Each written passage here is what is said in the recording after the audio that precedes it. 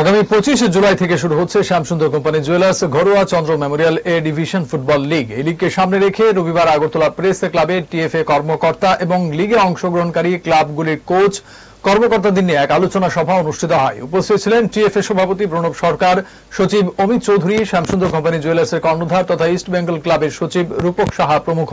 লিগে champion runners ট্রফির পাশাপাশি প্রতি ম্যাচে সেরা খেলোয়াড় সহ অন্যান্য পুরস্কারও থাকছে। এদিন শ্যামসুন্দর কোম্পানি জুয়েলার্সের পক্ষ থেকে কর্ণধার রূপক সাহা টিএফএ কে 5.5 লক্ষ টাকার একটি চেক তুলে দেন। এদিকে কালীপুজোর পর রাজ্যে ইস্ট বেঙ্গল ক্লাবকে এনে একটি প্রদর্শনী ম্যাচ খেলানোর পরিকল্পনা রয়েছে বলেও এদিন টিএফএ এর তরফে জানানো হয়।